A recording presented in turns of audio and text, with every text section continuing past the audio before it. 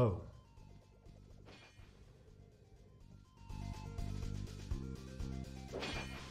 Hello, hello.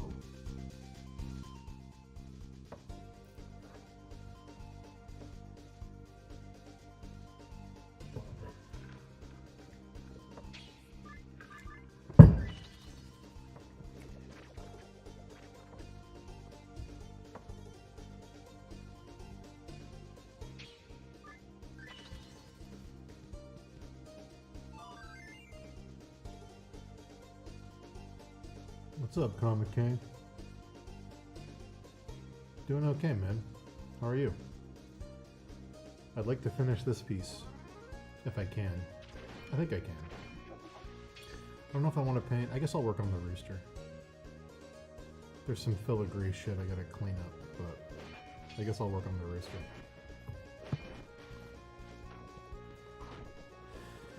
Okay, let's see.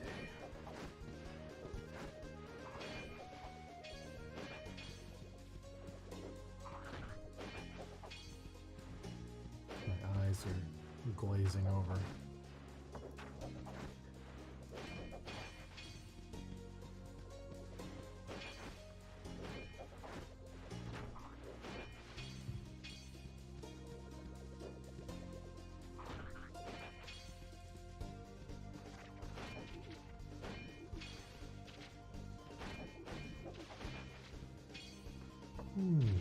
Happy New Year, WCOS.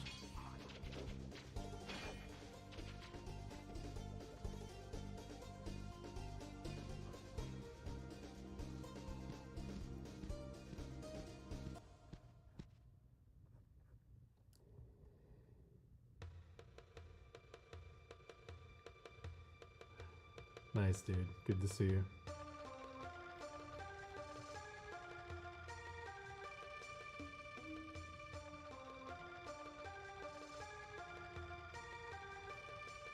I really liked the first season of Jessica Jones. I thought Purple Man was a very good villain.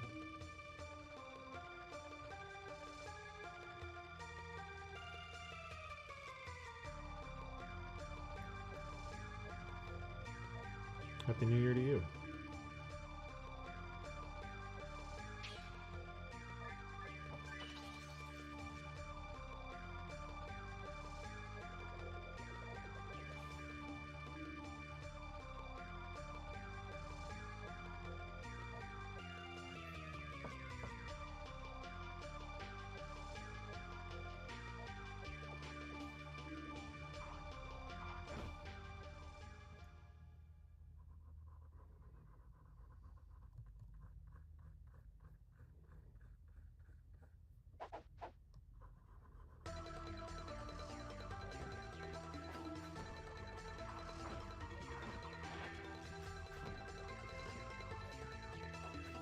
I don't think I want to do that.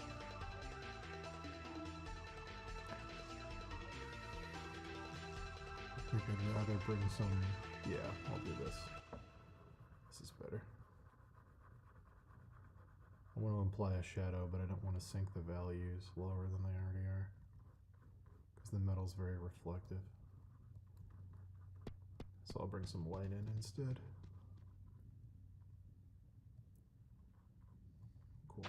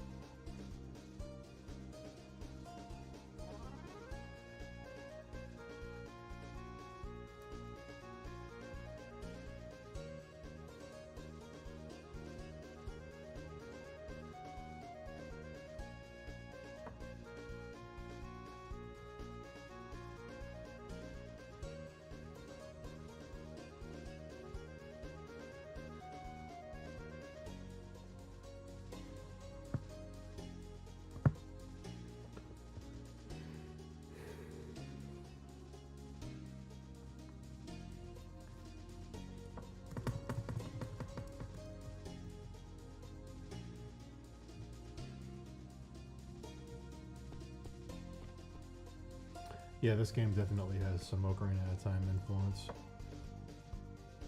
Came out, I think, a year after Ocarina of Time, maybe 2 years after. This was like a mid-generation to late-generation PlayStation 1 game from Square. I want to say it was like after Final Fantasy VIII, before Final Fantasy IX.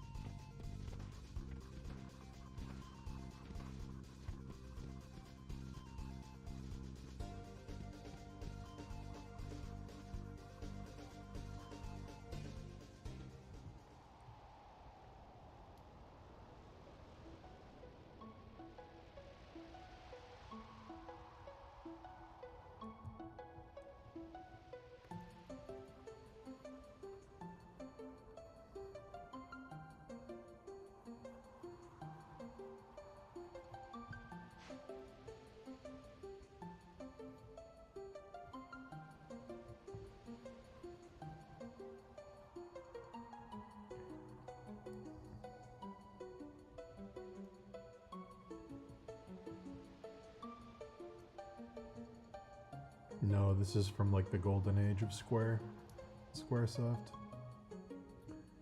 This is one of the games they put on the, oh god, what was that legendary demo disc that had like the trailer for Chrono Cross?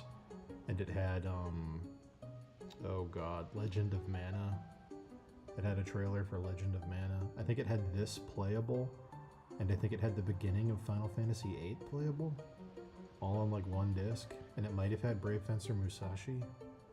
I can't remember. I had the disc. I got it from a PlayStation magazine. I stole it out of the magazine sleeve at the grocery store. I was like, my mom won't buy me this. I have to tear this bag open and steal this demo disc. I was like, I have to know. I have to know what Final Fantasy VIII is. I can't not know.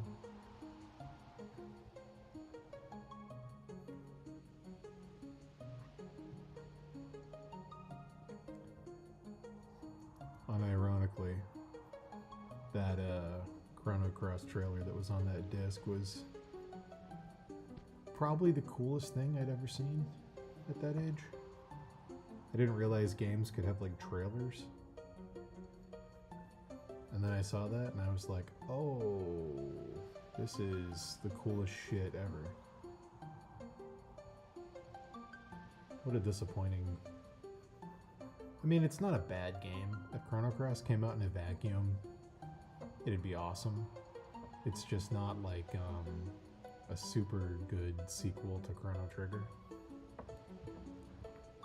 The hype is what killed it.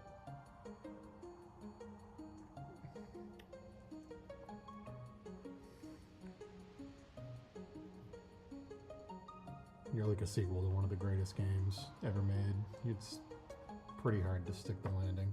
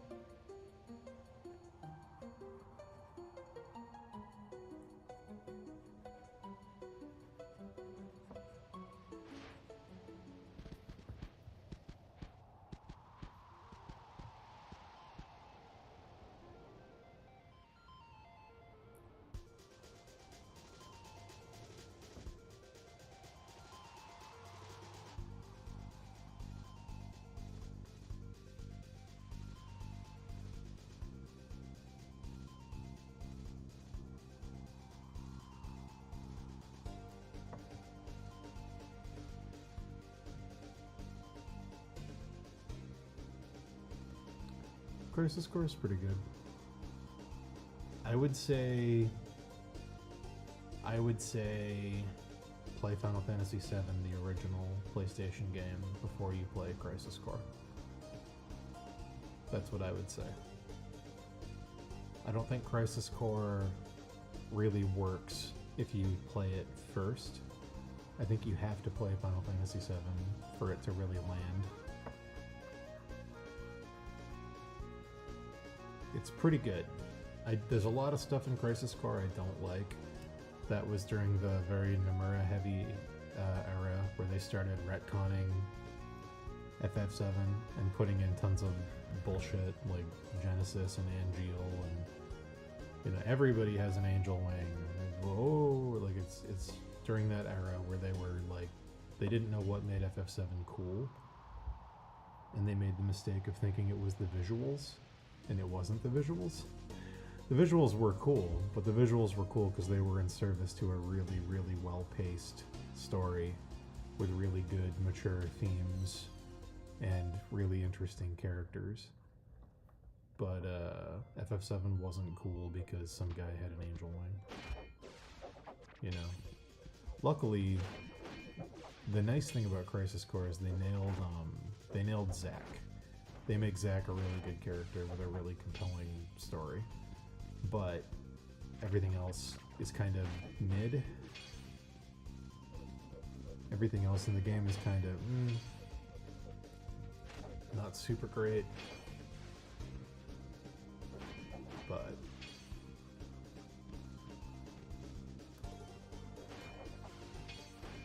I think it's mainly impressive because, like, obviously if you haven't played Final Fantasy VII, I'm not going to spoil some things. But Zack isn't really a big deal in that game. So seeing them turn him into like a full character who seems cool and has a cool story, it was interesting at the time. Because Zack is barely in Final Fantasy VII. I think he's in like two scenes in the whole game, and one of them's optional. One of them you can beat the whole game without even seeing. So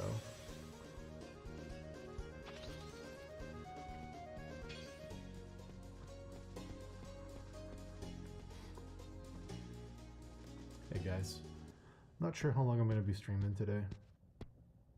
I have some people coming over to help me do some work on the house, so I might stop when they get here. I'm not sure.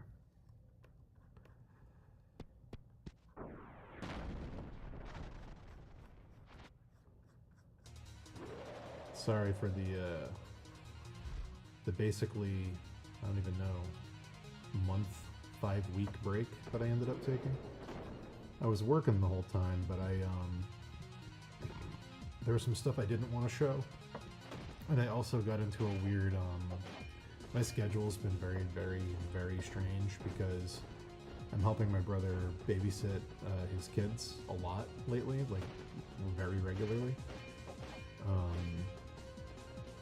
So I'm kind of like on call. Like I'll randomly get a phone call, like, hey, I need you to come over. So when that happens, I kind of have to drop everything. So I didn't want to stream while that was going on because, you know, I didn't want to say, hey, we're here to stream all day and then have to leave 30 minutes into the stream because I don't know when I'm going to get called to babysit. It just kind of happens.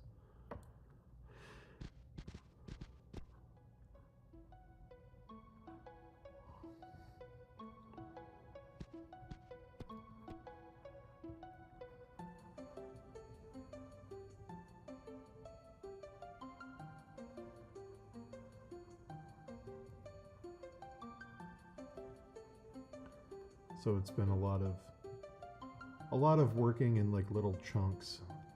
I'll get a couple hours here, a couple hours there.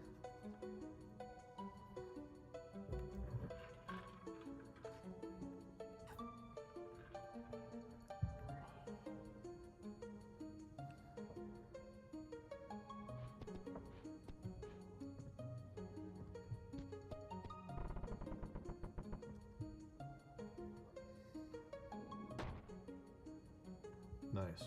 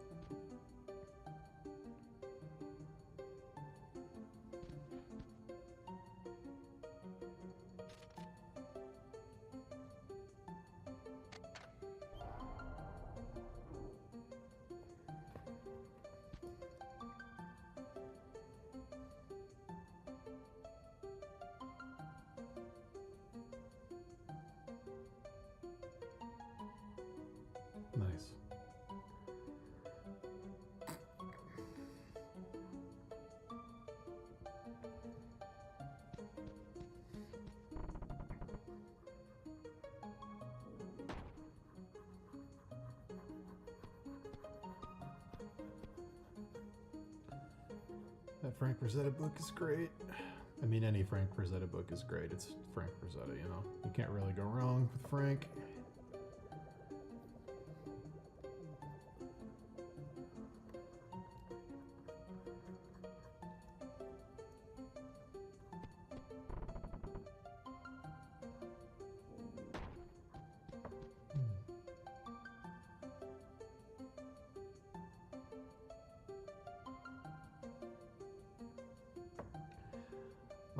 Well, luckily after Black Friday, I haven't had any big deadlines. After Black Friday wraps, I usually take some time to chill up until Christmas. That's my usual tradition. But yeah, Black Friday almost killed me this year though. That was really, really rough. That was really, really rough.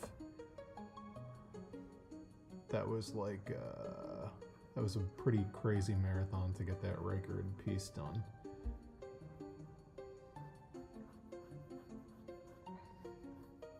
But that record piece also got me almost 2,000 followers, which was pretty crazy. That got shared around like everywhere, which is cool because like now that the algorithm on X is different, I have to kind of rely on Instagram.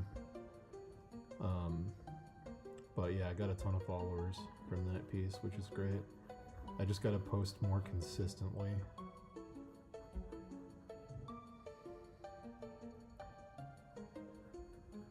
But yeah. It'd be nice to get to 5K by the end of the year. I think I can do it if I post regularly. I think the big thing that's going to get me more Instagram followers this year is finally releasing my Zelda stuff. Especially with the Zelda movie. If I can somehow, I don't know if that movie has a release date yet, but if I can somehow time it so my stuff comes out around that time, or for Zelda's, it's going to be the 40th anniversary this year, I think. Right, 1986, 2006. I think that would be cool if I can kind of ride that hype, that momentum. That's the plan.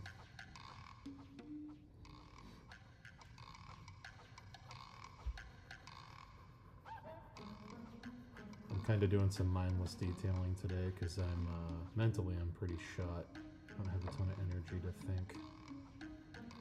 So I'm just polishing this painting. I'll show you where the Bluebeard thing ended up. I'll probably revisit it later. I want to swap all the ladies' faces for skulls. I just didn't have time. But there's a lot of stuff that needs to be fixed in this. But I'm pretty happy with where I got for, you know, Christmas. There needs to be some more detailing in here. Her hands need to be bigger. I'm pretty happy with this one. I want to turn all the heads into skulls though. Like this down here. I want to change that to a female face. It's not really done. It's done enough that when you print it small it looks like it's done. But it's yeah, it needs more detailing. This up here, I like this gargoyle. But yeah, we'll come back and visit this at some point, get it done.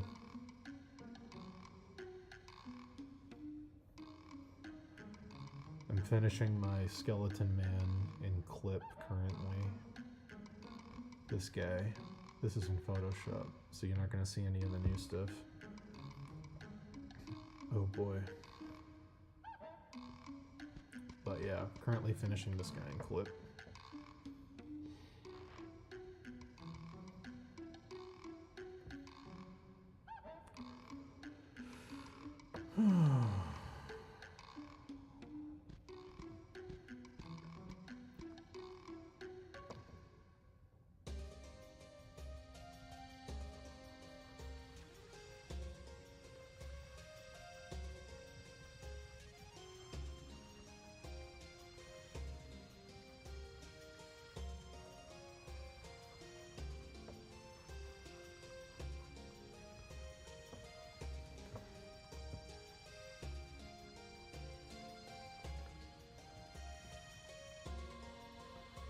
I mean, the one piece of advice I can give you on the stopping and starting work is to just, if you can, just don't stop. Like, pace yourself so you don't burn yourself out. But like, stopping completely, like this last week I didn't do like any painting. I've only been babysitting and helping my family with stuff. Try to not do that, because if you do that for more than like a day, if you take like a day off to do stuff, it's generally okay.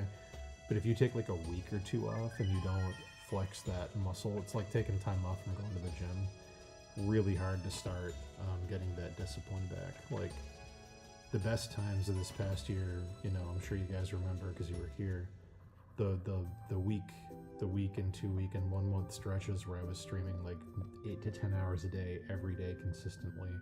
That's the sweet spot that I'd love to be in all the time. And it's much harder to get back to that when you do have to stop. Because your body, it like, I don't know, the like collected stress of doing that like catches up with you when you give yourself the permission to like kind of stop the running. It all kind of catches up. And you're like, okay, like, and then your body doesn't want to stop resting because it feels like it's recuperating mentally. It's a really easy, it's like momentum and inertia. If you keep the momentum going, it's easier to keep going. But once you stop, it's much harder to restart a stopped object than it is to keep an object moving. Even if you slow down the pace of movement, it's like way, way, way harder to restart something that stops. What should we call that? Creative inertia? Come up with some pretentious terms. Pretentious art terms. Oh, hold on.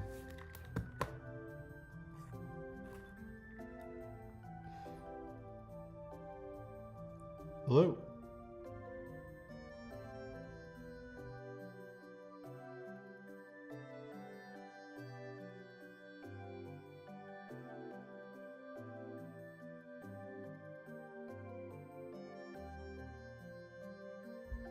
Never mind, guys. The people coming to work on my house are not going to make it, so I can stream for a bit longer than I thought.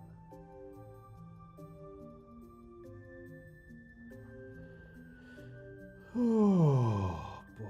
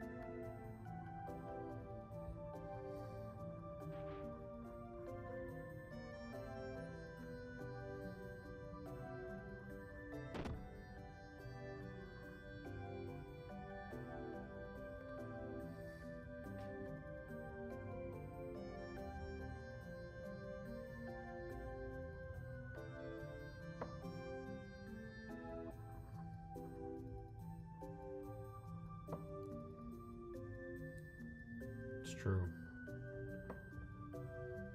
Stuck with you. It's a privilege. It's not being stuck. It's a privilege. I'm gonna paint out this black line, I think.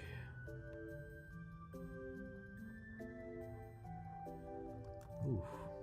Is that one? No, I don't think it is. Maybe it is. No, I don't think it is.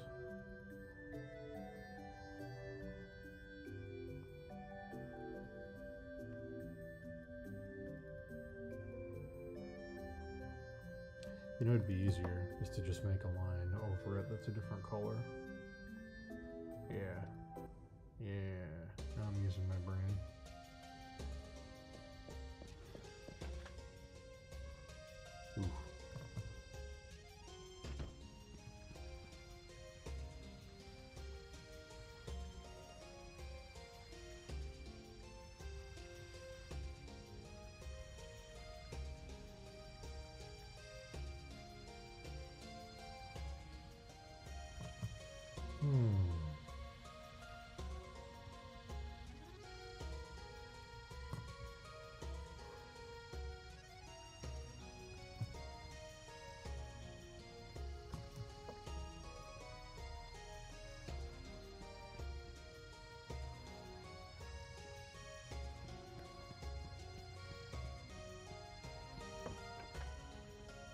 Much better.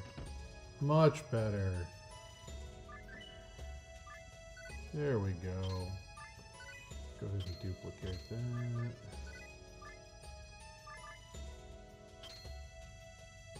Goodness. Wow. Excellent. Okay. Go ahead and paint that out.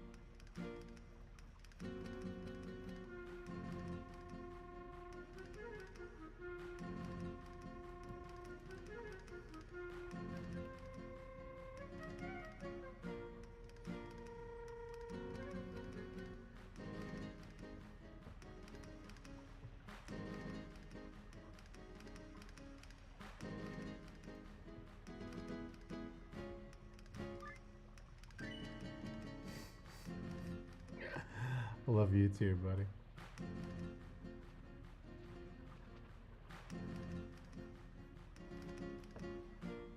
You can benefit from my attention deficit hyperactive disorder with multiple dopamine inputs on my stream at once.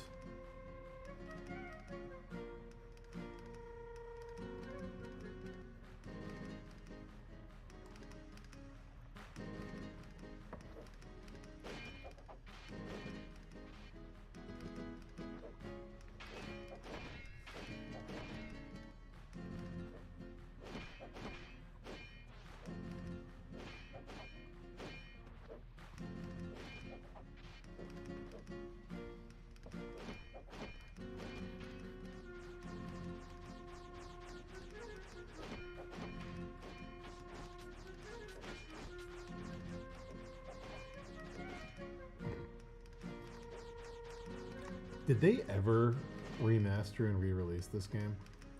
They did it for Legend of Mana, which I think sold about the same as this game. Maybe I'm wrong. I don't think they ever really... They never really did anything with this game, did they? Maybe they did. I figured if they're willing to redo Legend of Mana and Final Fantasy Crystal Chronicles, they'd probably give this game some love, but I don't know how they make their decisions at Square.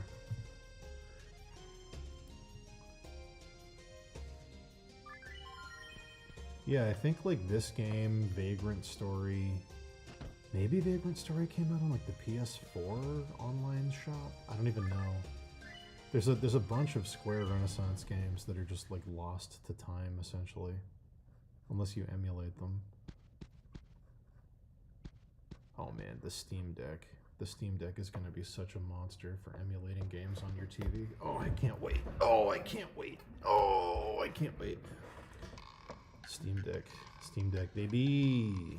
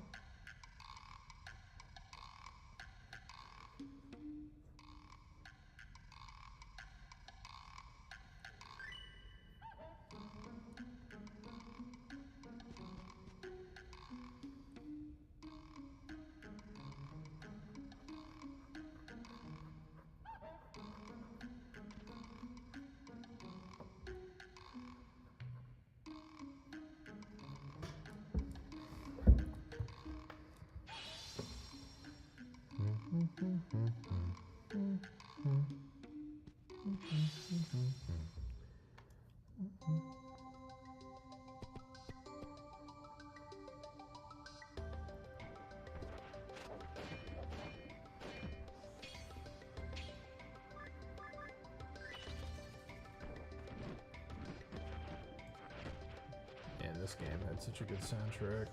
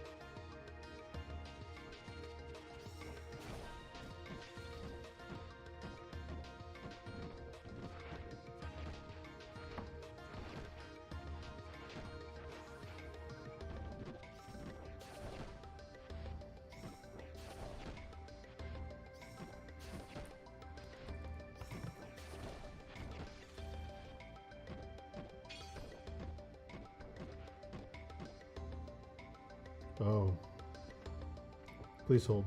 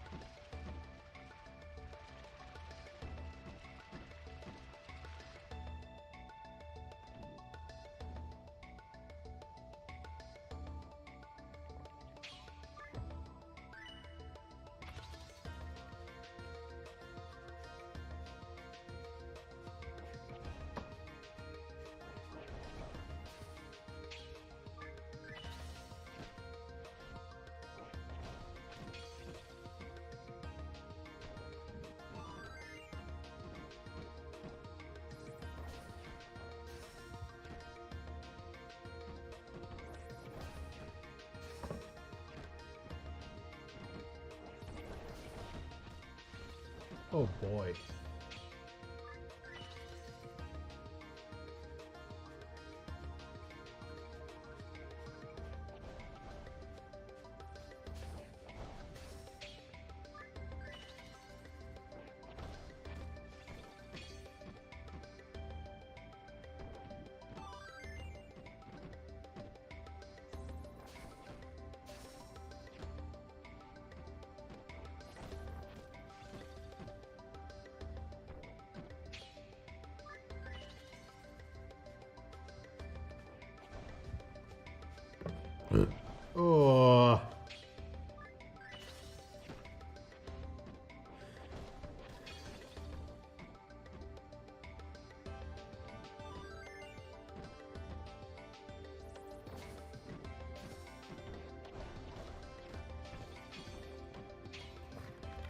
Okay.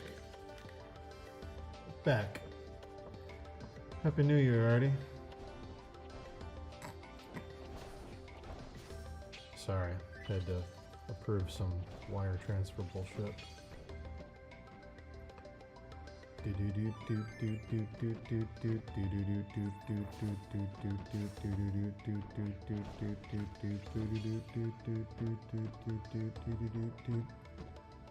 Hell yeah, dude.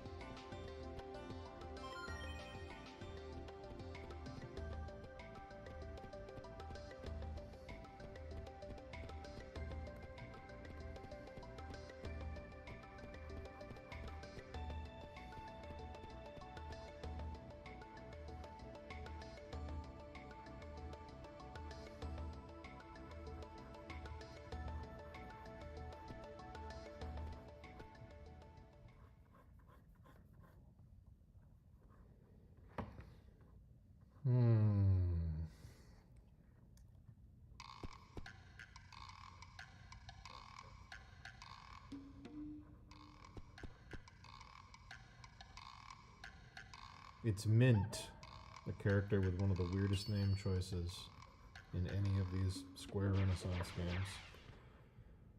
Mint and Rue.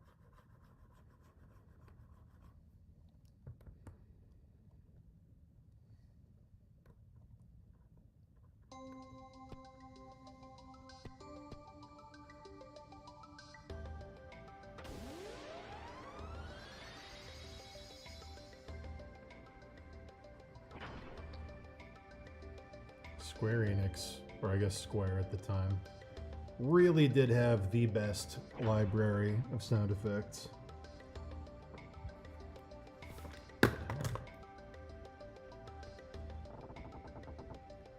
Hello? Hi, yeah, this is he.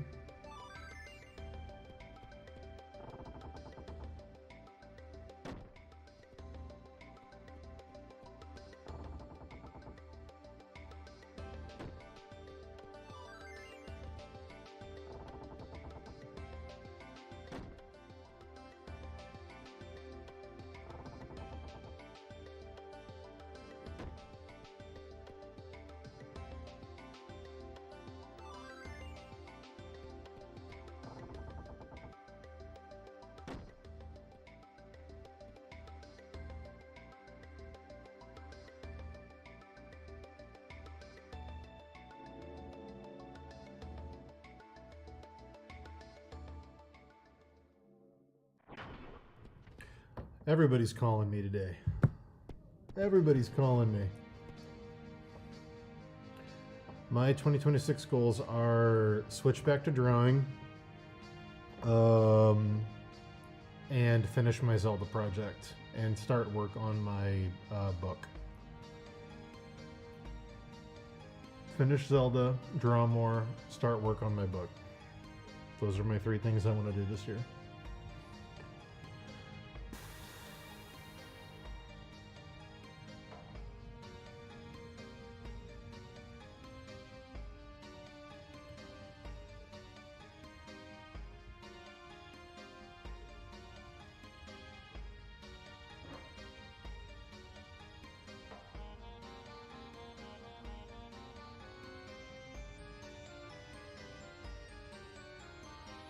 I just realized a pretty big mistake.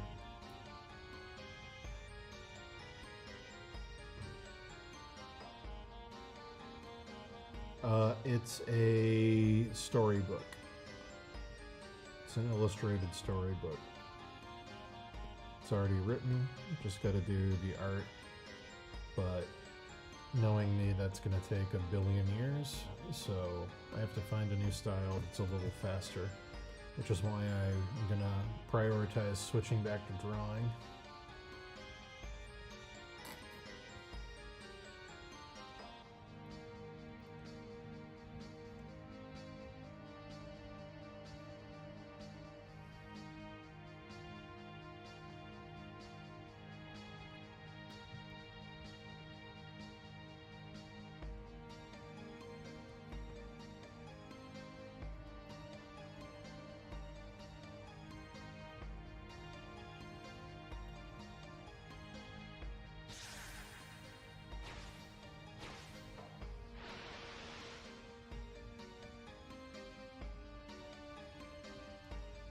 Can't believe I made that mistake.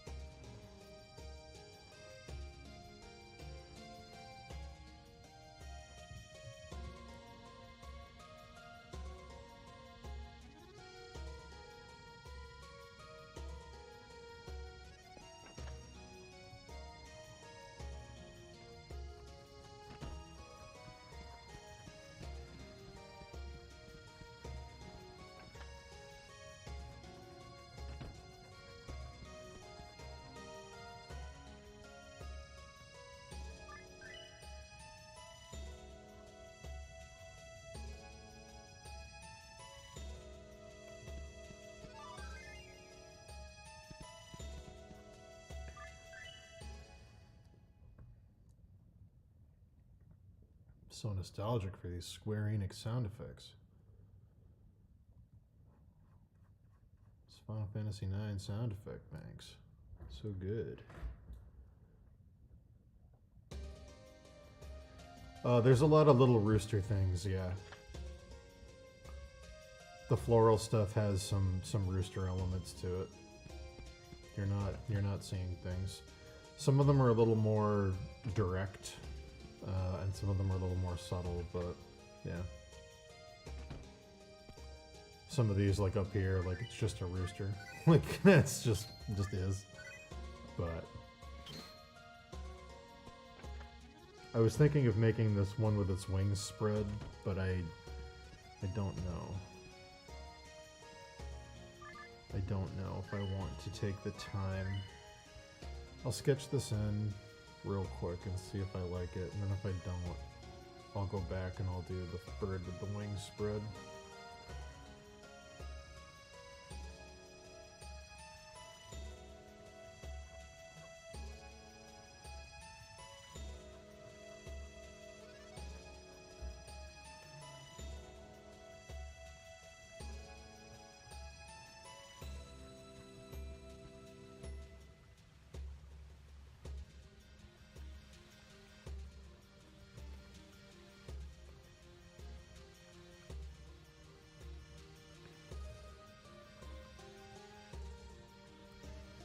Get this curve a little more accurate here.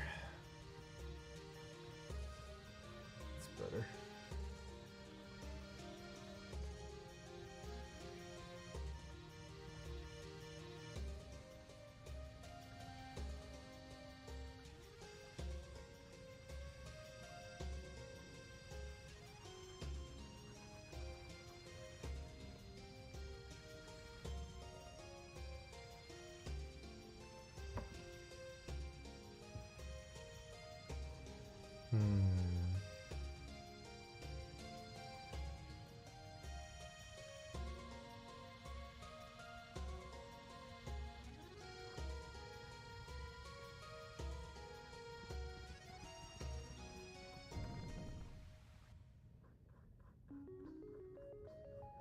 I kind of want it to look like the tail feather plumes. Just a little, not anything super direct, but just a little similar shape. Kind of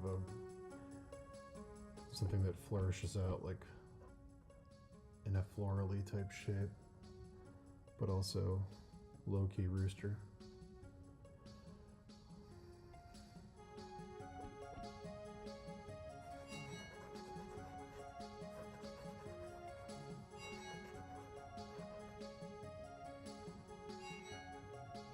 Yeah.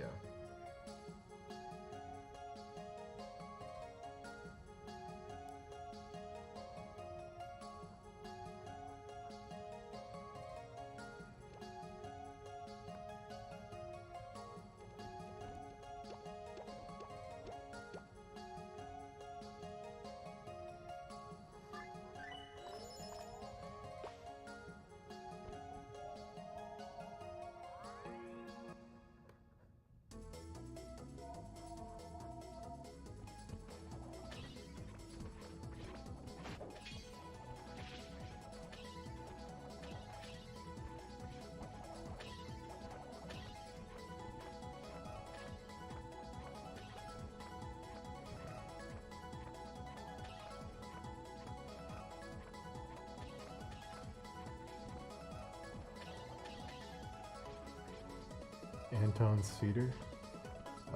Is that the guy who did all the lovely Art Nouveau animals in that Animalia book?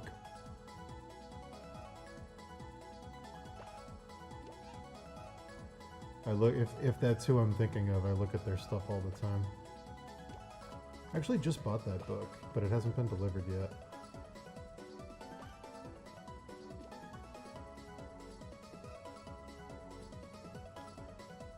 Some of the best animal references ever. Yeah, guy's stuff is gorgeous. Gorgeous.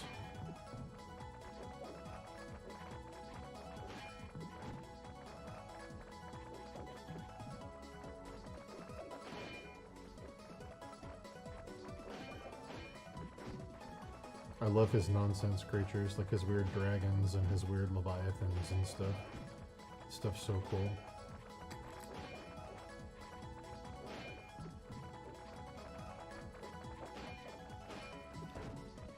Yeah, I got the Century Guild one.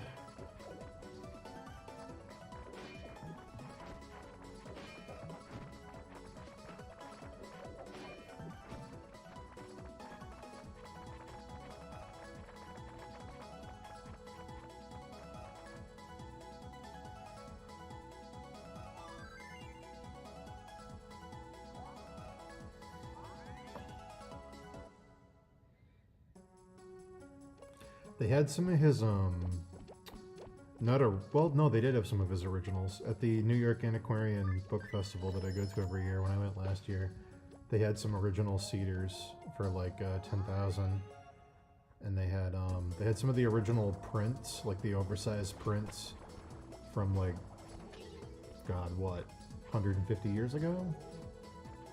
They had a bunch of the original folio prints for still very expensive, but not, 10 grand. But it was cool to see them in person.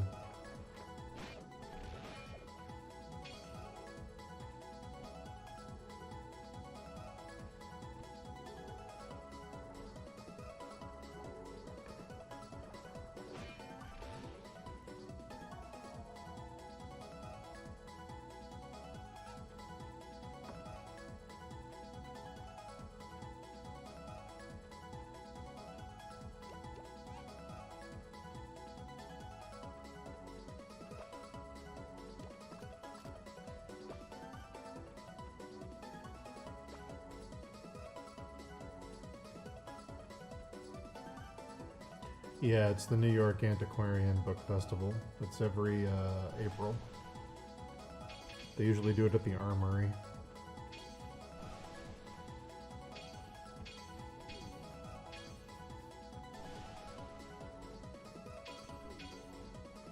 Which reminds me, I gotta ask Book Music if they want to go back again this year. I'm definitely going.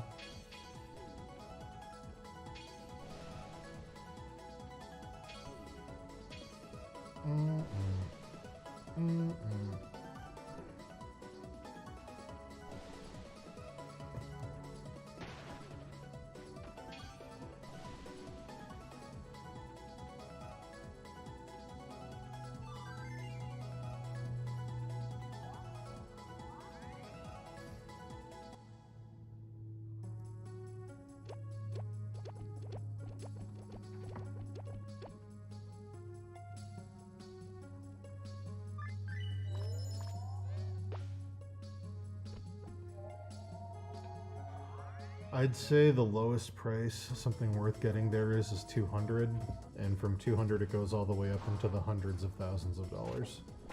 There's books there that are worth like $500,000.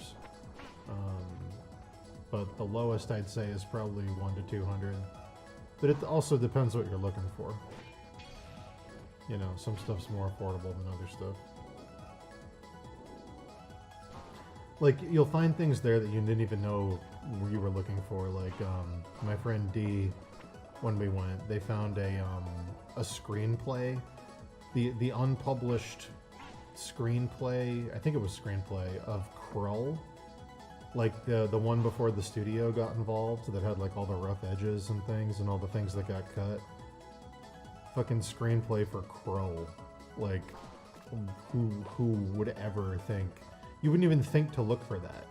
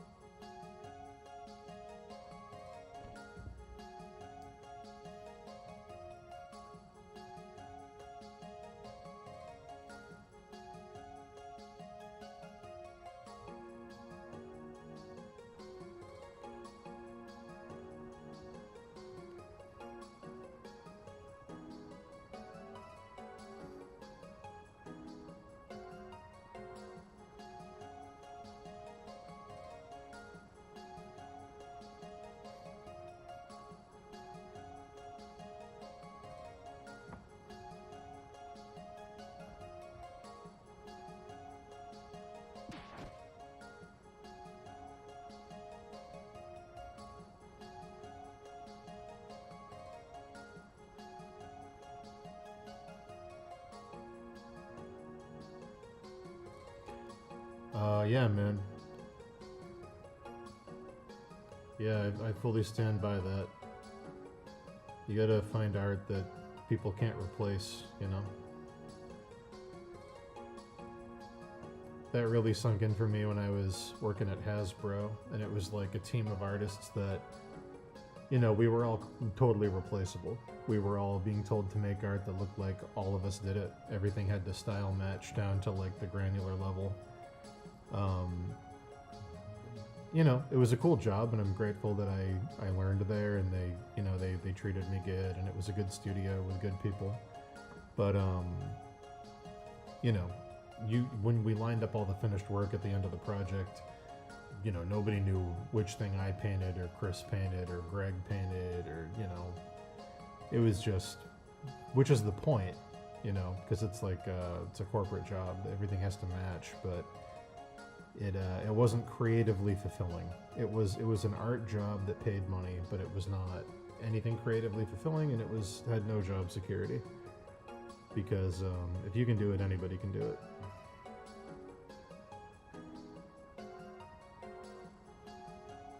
I mean, that's the wrong way to phrase that. You know what I mean?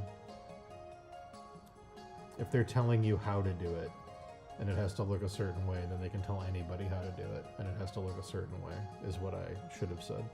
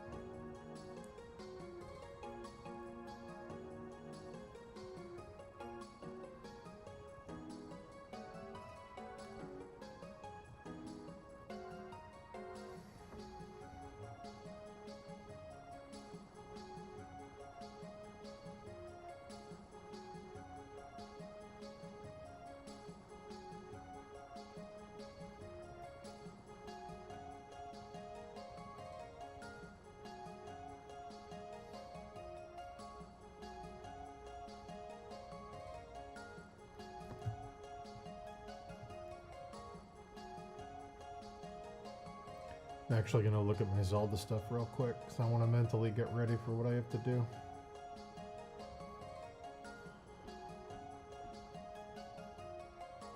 I think I could finish this in less than a week.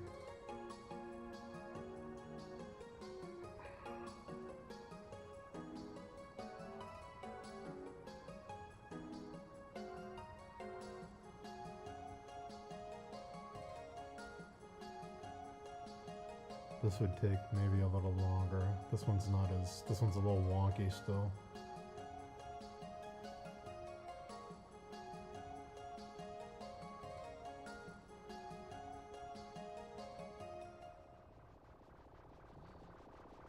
Yeah, all these Square Renaissance games have amazing soundtracks. This piece came out, but it didn't get released yet. It I delivered it, and it's got approved and everything, but it still hasn't come out. I wonder what's up with that. Huh.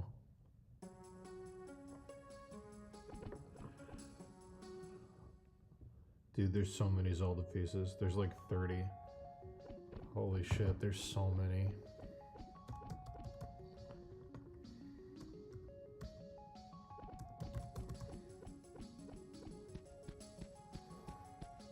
This one's also really close to done. I think I could do this in a week too. Yeah.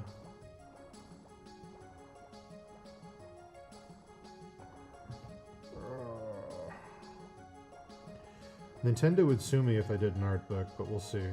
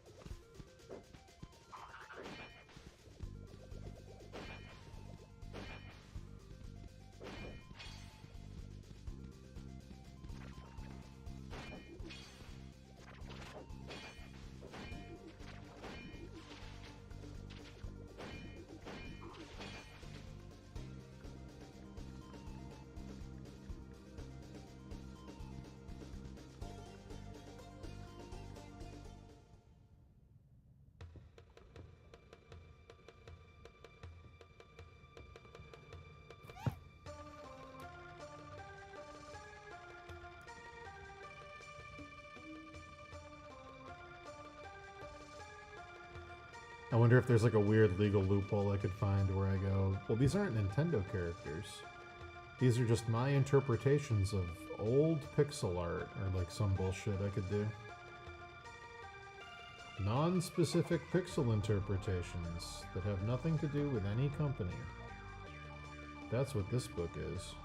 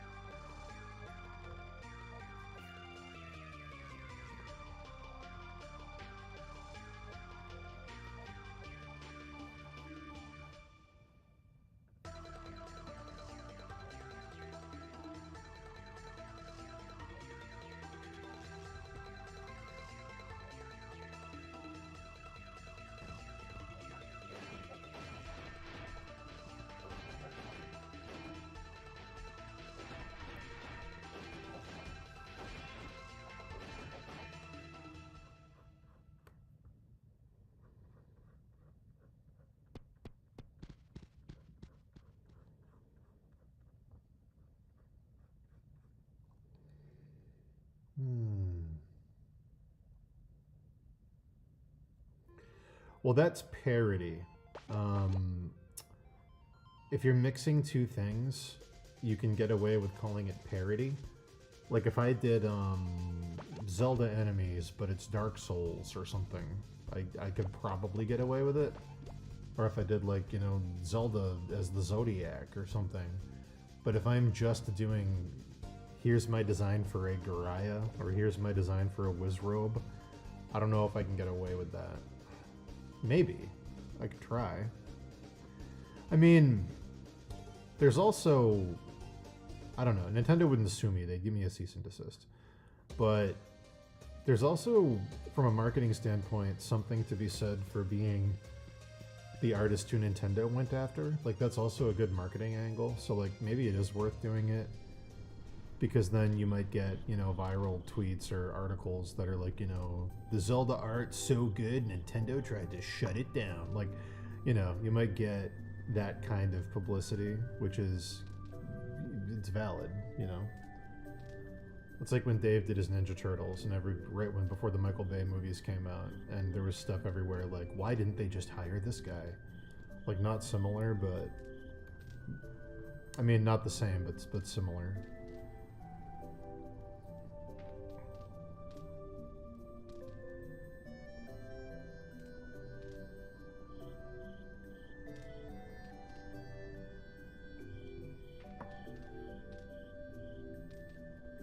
That's funny.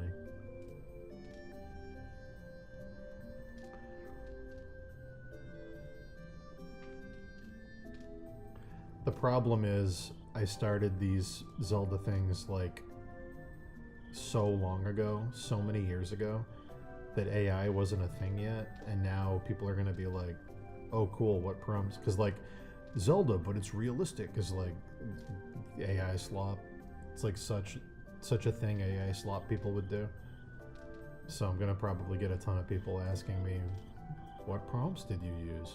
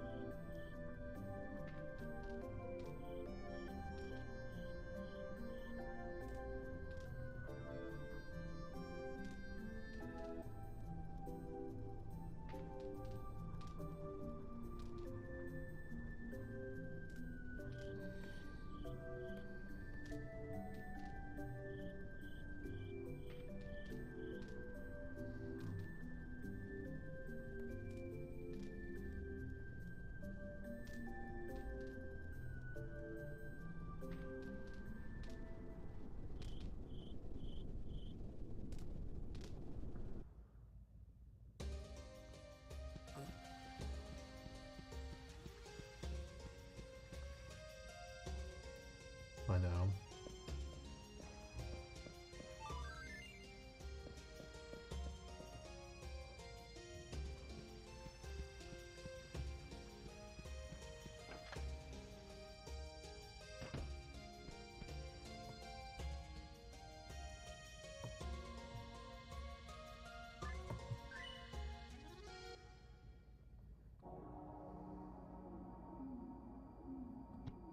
Cool. Alright. Oh my god. Spooky black void scene.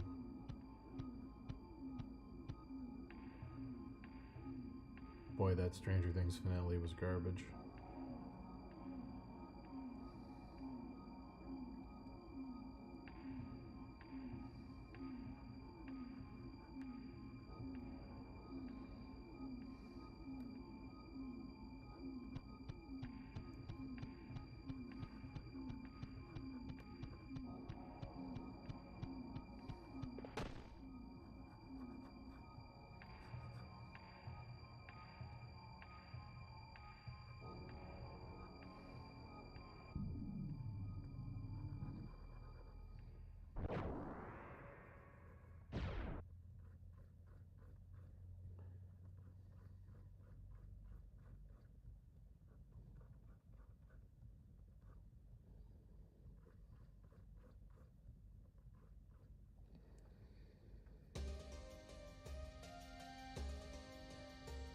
Vecnar. That I understand that reference. It's a Red Letter Media reference.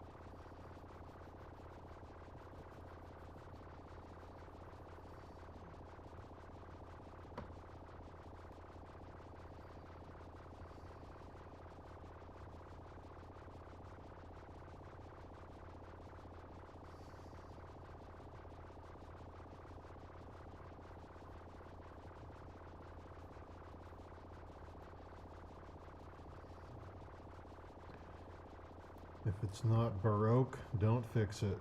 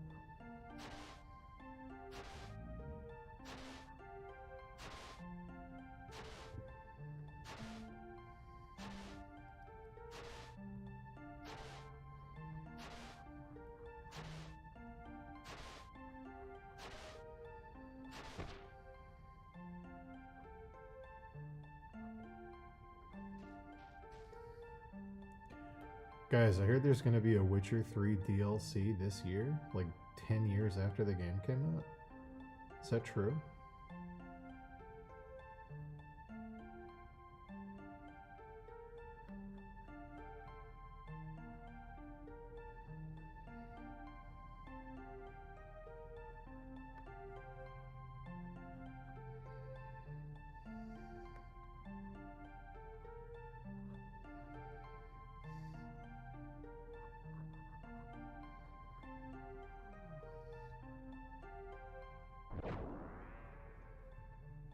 That was a Xenogear sound effect.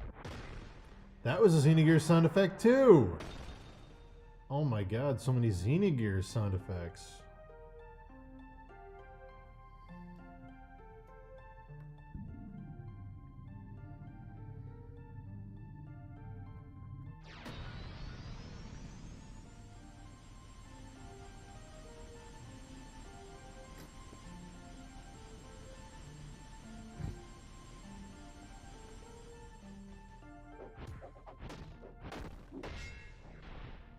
So many Xenogear sound effects, guys.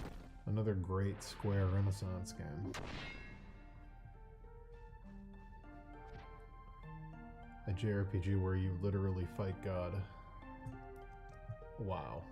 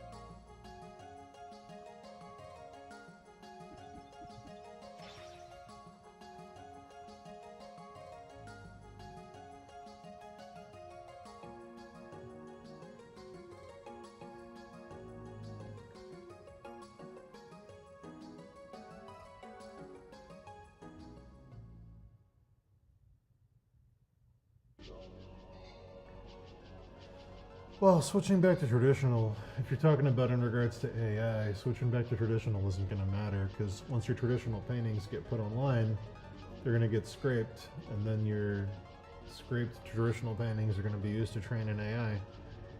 It's like, you know. Oh, hold on. I'll be right back, guys.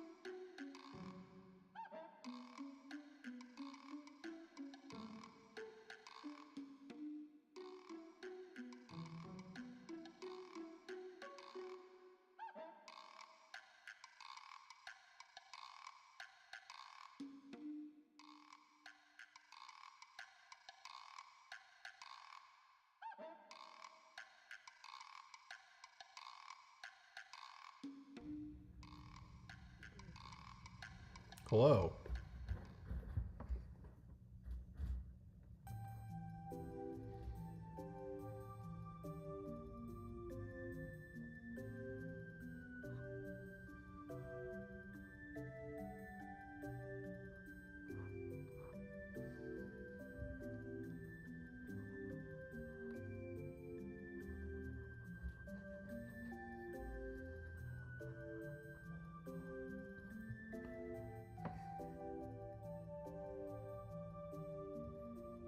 I'm getting somewhere.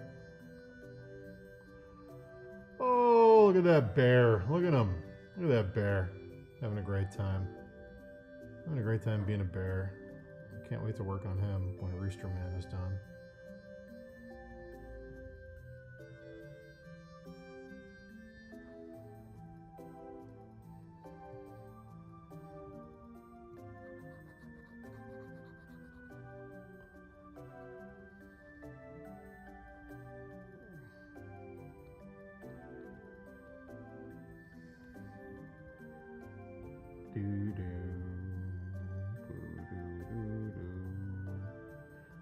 You know what I'm gonna do, just as a quick change of pace here.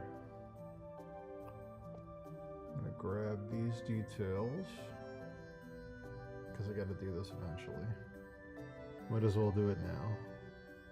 Gonna grab these. Grab all these. Do.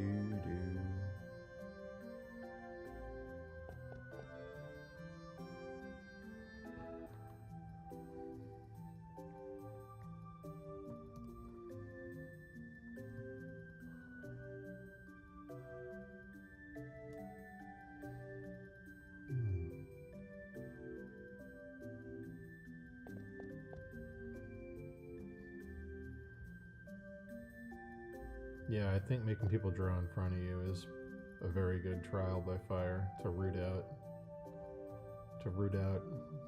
the people who are the problem.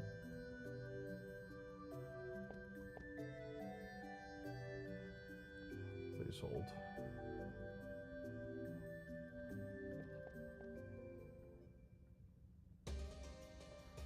Let me go ahead and delete this. There we go, that's better.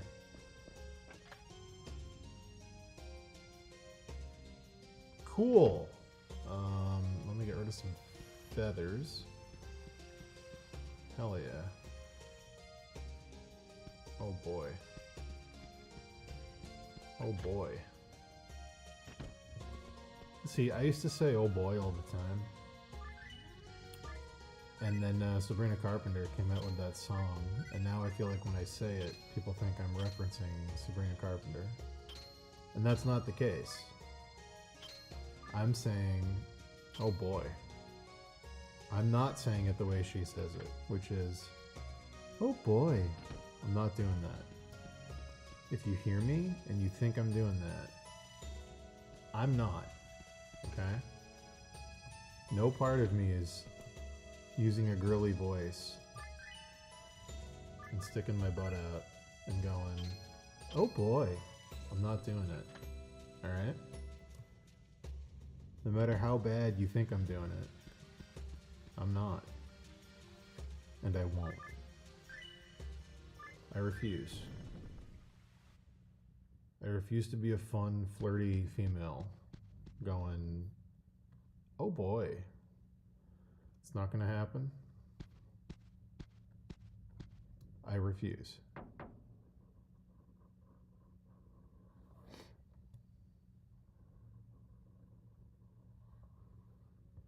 And if that's what you want from me, then you should leave.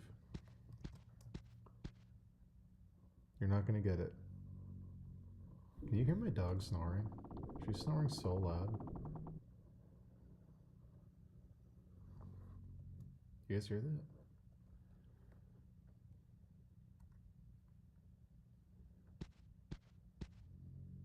My God, Allie.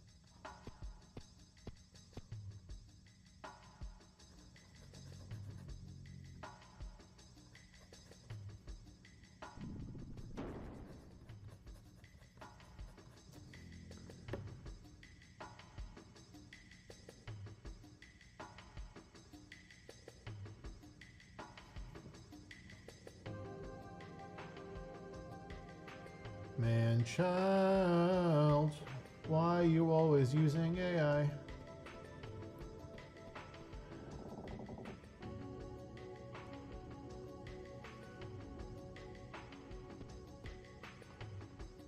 Alright. Please hold. Alright. Something down here.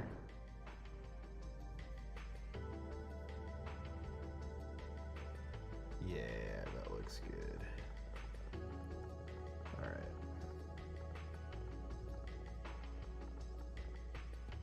Alright, so this feather got cropped, but what did it get cropped by?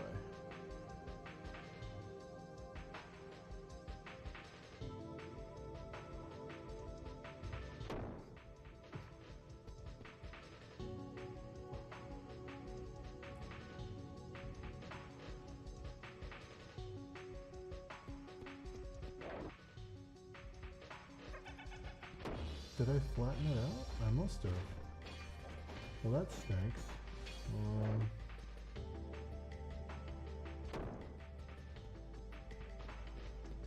that can't be right. Hold on.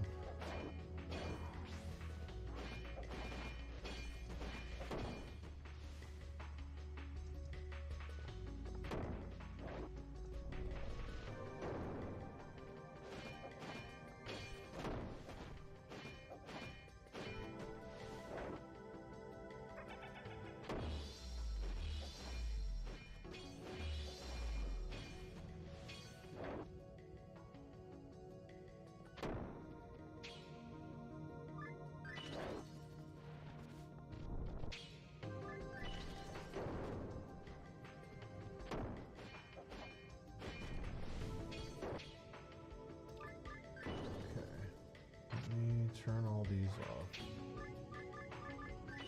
All these layers.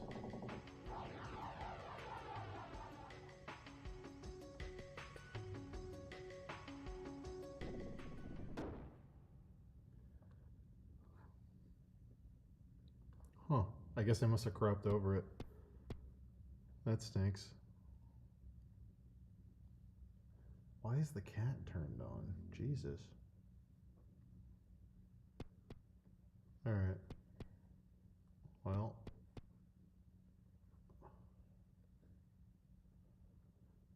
Nope.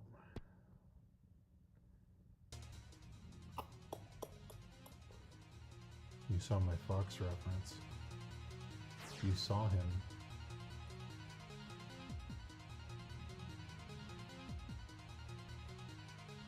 Oh, that's why the cat's turned on. I see.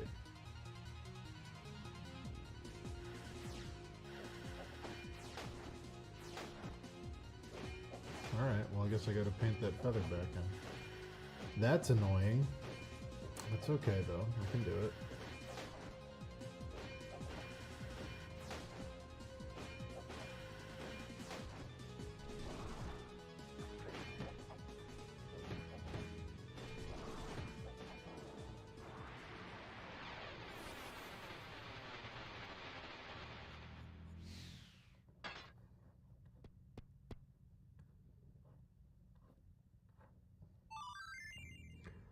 When in doubt, just paint the new feather.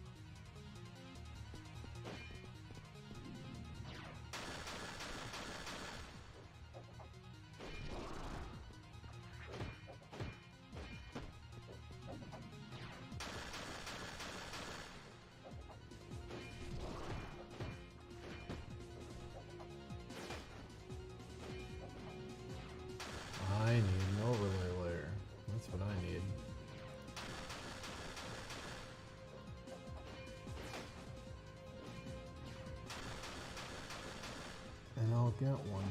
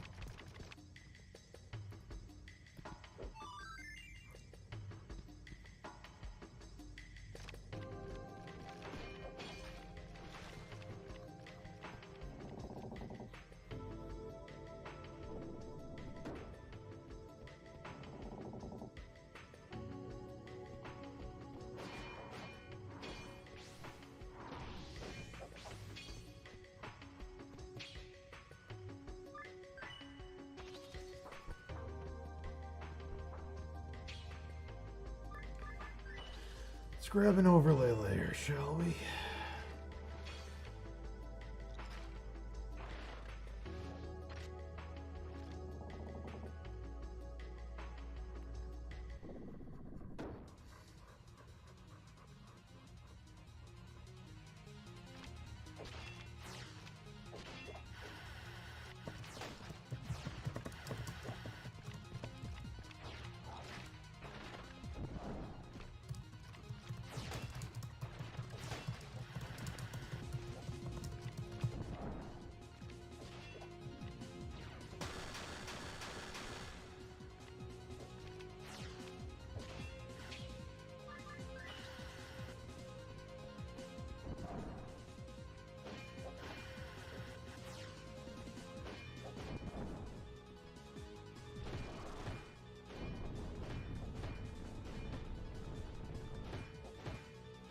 That's better.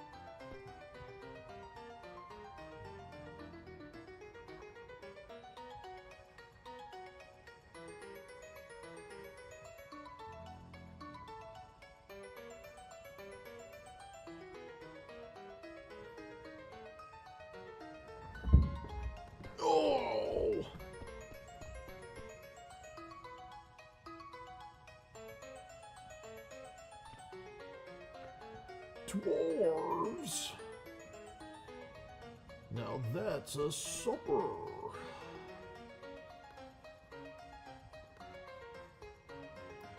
Animated Hobbit is the greatest Hobbit. Peter Jackson could never.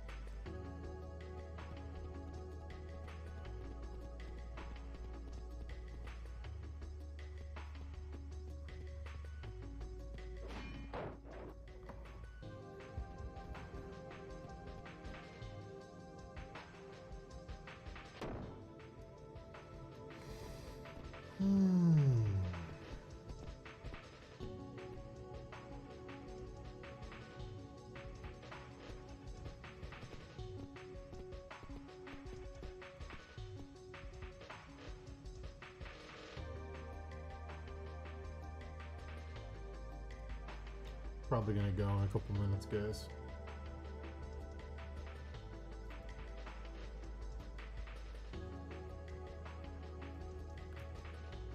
This was a good little short stream, but unfortunately I have other things I must attend to. I will be streaming more this weekend though. I'll be around. I'll be around this weekend, so I look forward to seeing you all not too far from now.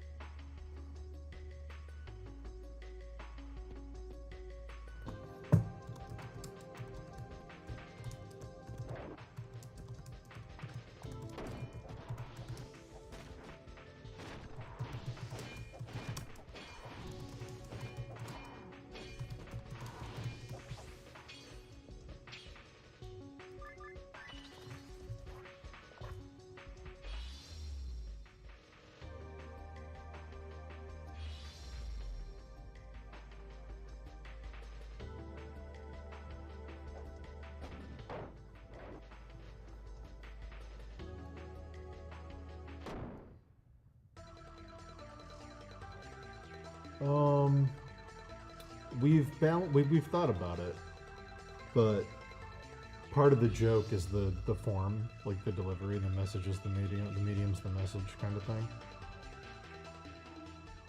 Them being giant, ornate, expensive hardcover books, and then it's like the dumbest shit ever inside is too funny to us.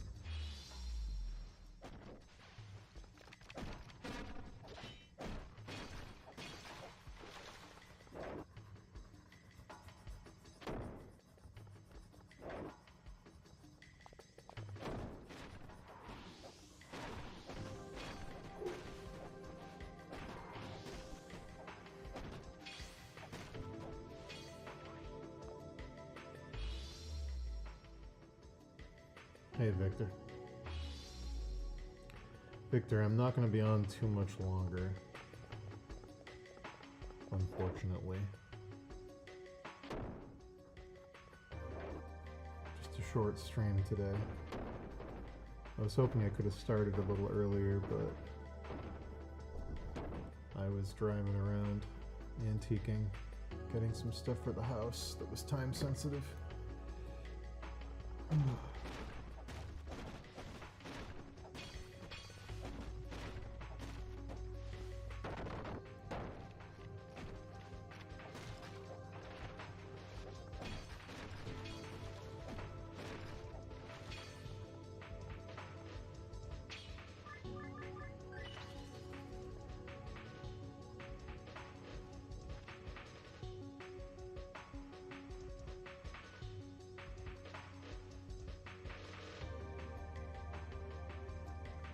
Yeah.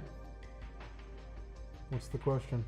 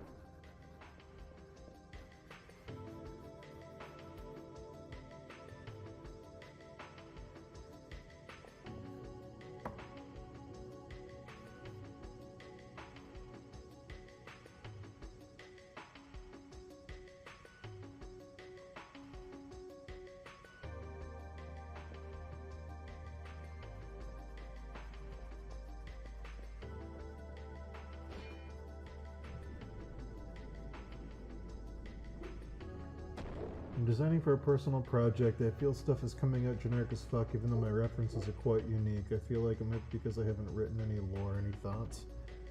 Even if you haven't written any lore, one thing you can do is just look for like theming. Like, you know, like it's a stereotypical example, but the elves in Lord of the Rings, everything is designed on two motifs. It's forests, so trees, leaves, roots, and it's stars, so celestial things, stuff like that. Everything for their culture comes from those two design motifs, so it feels lived in. They never outwardly say this is our religion and this is our belief structure, but your brain understands that it's cohesive. Everything looks like it comes from a belief system. Nothing feels randomly designed. Same thing with the dwarves. Everything comes from crystal structures, so it's lots of right angles and square and diamond patterns and things like that. It's very but yeah, you can tell that they worship the earth, even though no one ever sits down and says, hello, here's the lore. We worship the earth. So I think if you don't want to take the time to write the lore, just figure out the motifs. Figure out what the design motifs for each faction is going to be. I wouldn't go with more than 2 to start. So like, for example, with the elf thing, you know, just doing trees might be boring, but trees plus stars is pretty cool. But if you did trees plus stars plus mountains, now it's starting to get a little messy. it's going to look a little more jumbled because there's more things to balance. So I'd start with 2. Yeah.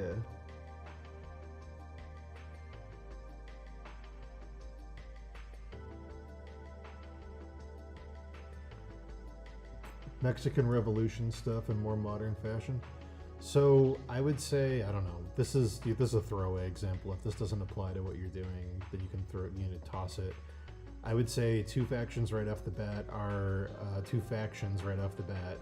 would be incorporate reverence for native architecture into one of them. So maybe bring in designs from the stone carvings at like Tenochtitlan, or I can never pronounce it right. Maybe like bring in some subtle Aztec design into it. Maybe maybe they have reverence for the ancestral structures that are there, and incorporate that into some of their design. And then opposite that would be the colonists or the invading powers. You could pull from military uniforms for sure, like cool 1800s military uniforms.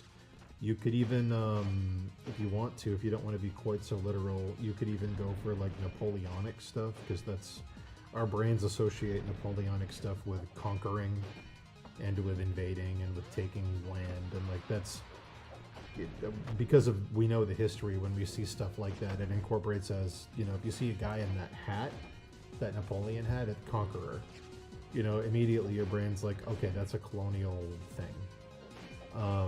So yeah, I'd start there. Just go really basic. Good guys, bad guys is the most basic. Then go, okay, what is the story or narrative of the good guys? They're probably native to the area. They're probably defending the area they're from. So incorporate things that are from that area into their design. I would say something ancestral is the most interesting. Mexico has a lot of really beautiful carvings and ancient architecture, so maybe incorporate that. And then the nice thing you can do for the bad guys is go polar opposite. So if something is ancestral and native, you want something that's modern and foreign, because those are the two opposites.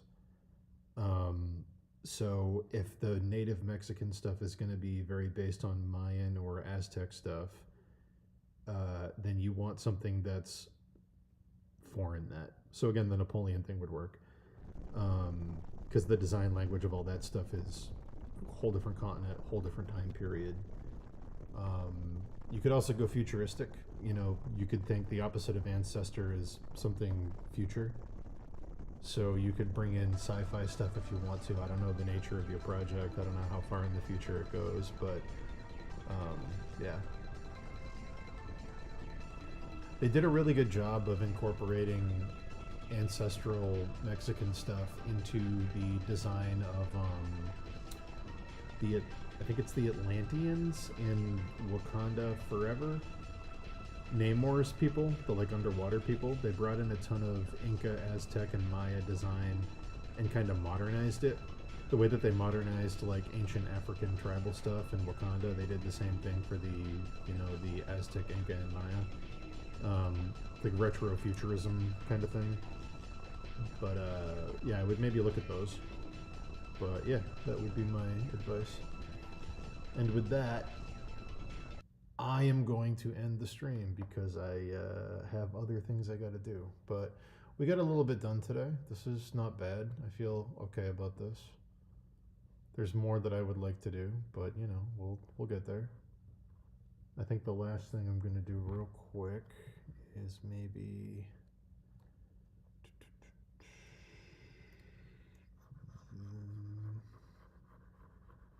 lighten that up a bit.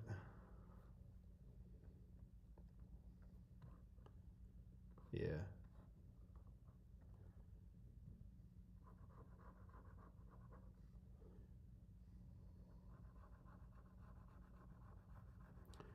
Like I said, I'll be back this weekend streaming more, so keep an eye out. As always, I will post in the Discord before I go live if you're there. But yeah, thanks for hanging out. Again, sorry for the long streaming break. It's been a crazy holiday season full of lots of family stuff and babysitting and work and deadlines, and it's just been a very, very hectic, unpredictable time over here. So I haven't had the ability to really know when I'm going to be setting time aside for streaming and when I'm going to have to take a day to help my family out with stuff.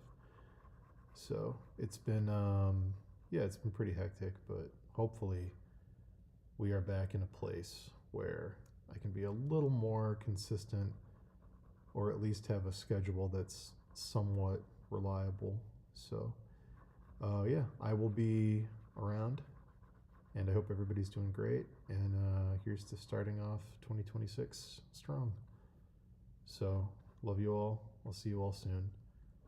I'm filibustering and extending this goodbye so I can lay in this final last shadow without seeming like I'm being a hypocrite and continuing to paint after saying I wasn't going to paint anymore. So if I just keep talking like this, it's going to feel like this is all still part of my goodbye, and it's not actually me hanging on for dear life because my OCD saw one little tiny detail that I wanted to fix before ending the stream. That's definitely not what's happening at all. I'm 100% just speaking from the heart here, and this is what I was going to say anyway. I'm not compromised by my mental disability at all, and I must just continue to speak to you in a natural tone until this feels like I've done enough rendering that my brain no longer sees the blaring red fire alarm that is this one little unfinished detail involving a shadow that isn't laying in the correct spot, which makes me feel like there's ants crawling all over my body and I need to scratch them to get rid of them. Because if I don't, then I will think about the ants crawling on my body for the rest of the night, because that's what unfinished things look like, and that's what this is doing to me right now. And holy shit, now this looks too bright over here because I rendered that, and it's really bothering me, and I need to close the program, but I can't until I lay this in, because if I notice it, someone else is going to notice it, and if someone else notices it, then I'm a fraud and I'm an imposter and I haven't learned anything and I never got better at painting, and everything I am doing is a lie, and I'll never think anything I ever paint is done, and I can't stand it and I can't look at it, and it's unclean. I have to finish it. I have to finish it. I have to finish